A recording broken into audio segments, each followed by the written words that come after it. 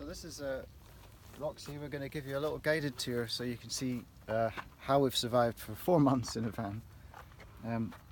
This is obviously the main room, the only room that we have. I usually take my shoes off, but for the purpose of this I'm going to keep them on, which is a bit naughty. We keep all our shoes down here, usually, unless we leave them under the van, sometimes permanently, as it turns out. Alright, so quick tour. This is our main cabinet area, which I made with no carpentry skills. Inside this one we have a cool box with all our food that we have to keep cold, which it works intermittently, let's be honest. In here we have tea and coffee and various other things. That's the wastewater which comes piped out from under there and from our sink, which has a pump and water coming from this tank here, which we refill. That holds about 20 litres. What else can I tell you? Various bags and things stuffed on there. We use every single bit of space that we possibly can. So we've got this little pop-out panel here with various cleaning products, soap, wet wipe, floor wipes, wet wipes, cloths, J-cloths, that kind of thing. And that's stuck on with magnets and should go back in. This is the cooker that we used for the early part of the trip until, unfortunately, it turns out a lot of Eastern Europe doesn't use the same camping gas canisters, so we can't really get hold of them, but I'll show you.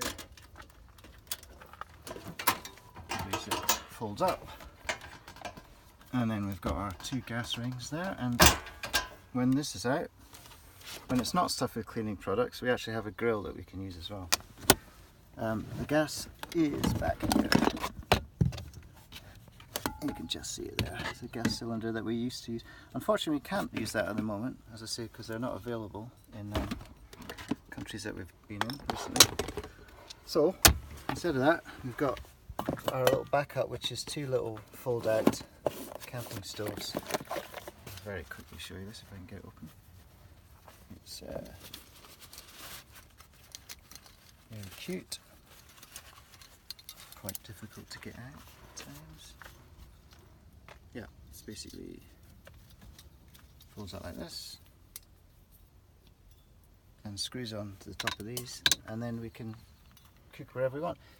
Aradhna's done a lot of cooking outside on these, and they're a little small, so you've got to be careful how you hold the pan, but they work pretty well, so I'll put that away in a bit. This is our sort of secondary bed when we want to be surreptitious and secretive and not advertise to the world that we're camping.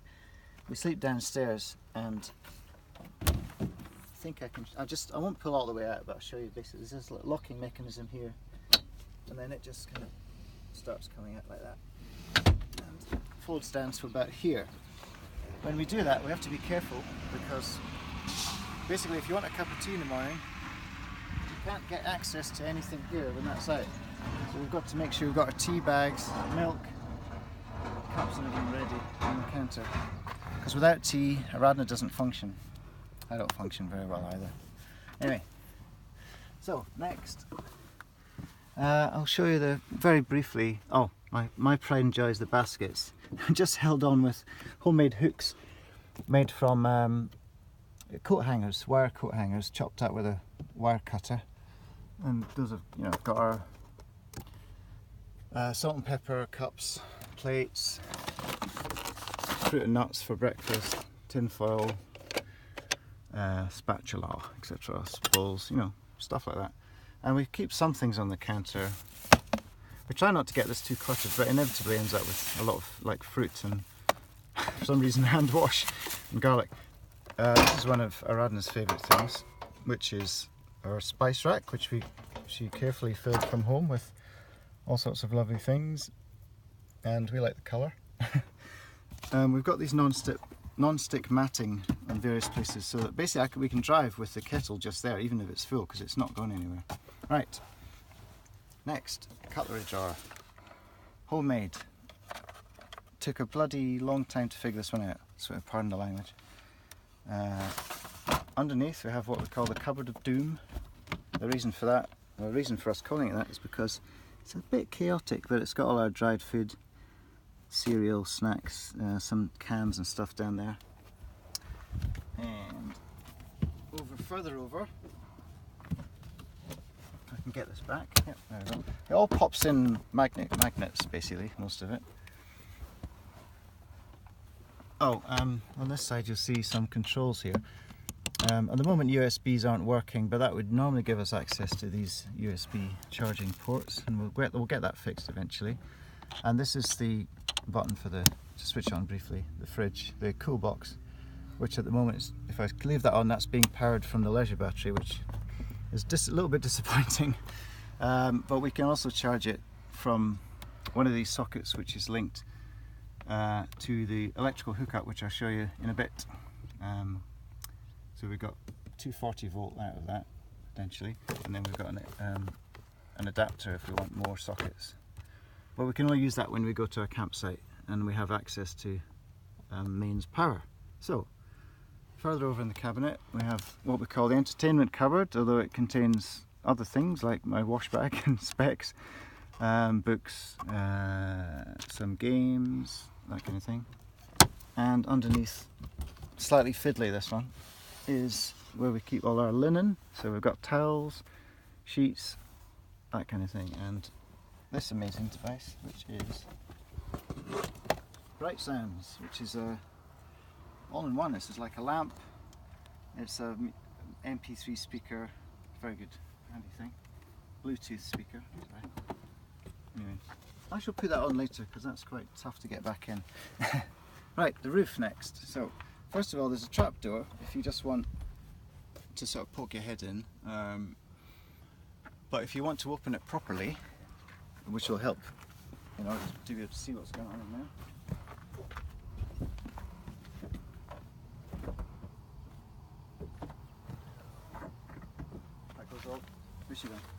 That goes all the way up like this, and you can bring the camera in.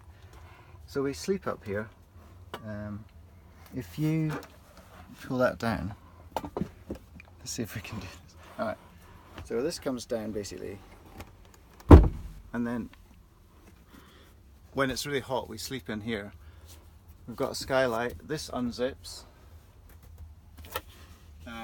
and it leaves a kind of layer of mosquito netting, which Aradhna will attempt to show you by using music. No. Go on.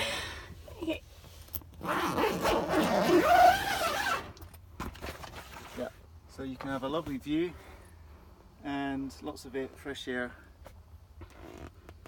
if it's warm, which it is stiflingly hot at the moment. It's okay. So we will quickly hot put it to the back.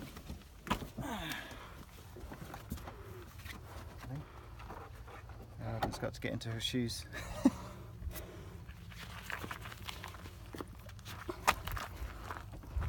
can see the pop top is up. That's our sleeping area. Solar panel up there, which is quite good. It powers the cool box pretty well, and it powers. What else does it power, Aradhna? I can't remember. It charges up the leisure battery. It charges the leisure battery. Yep. When there's sun. When there's sun.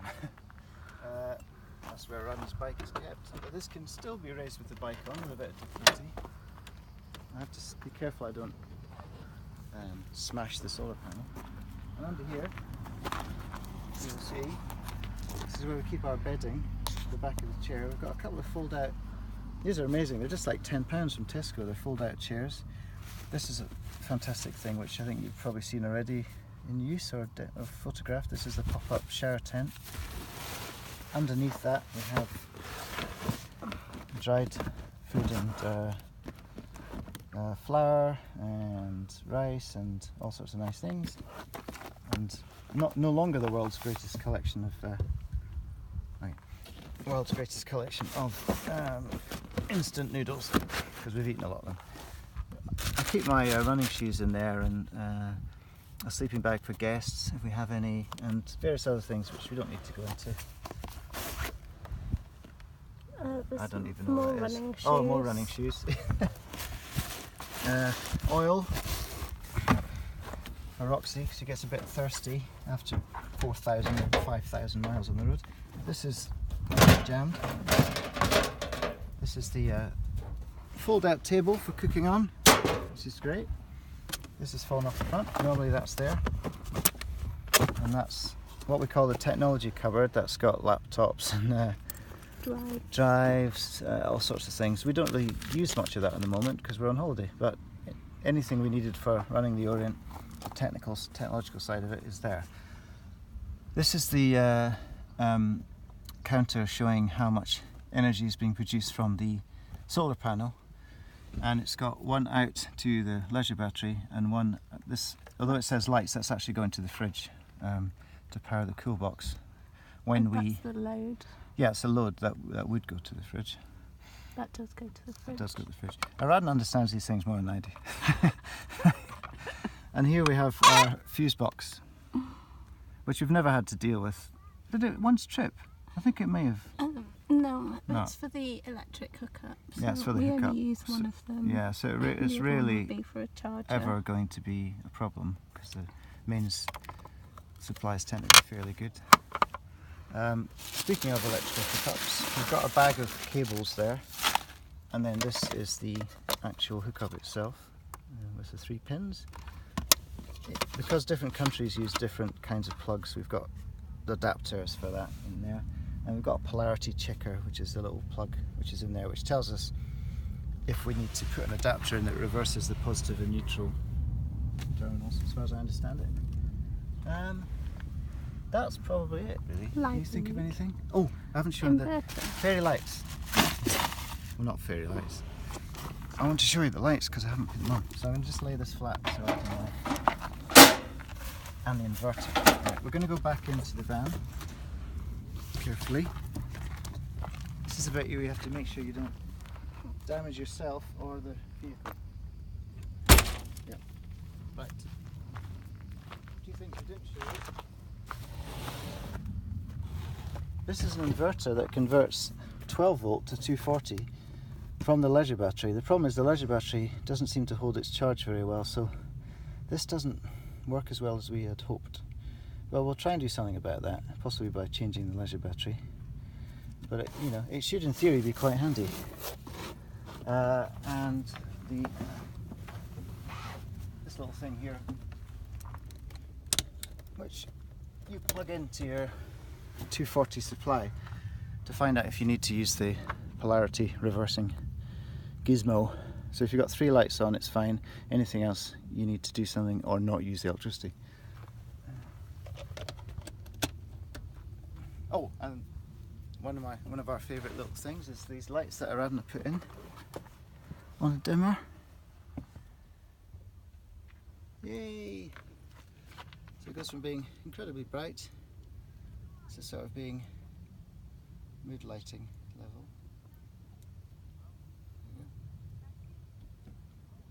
And that's Roxy.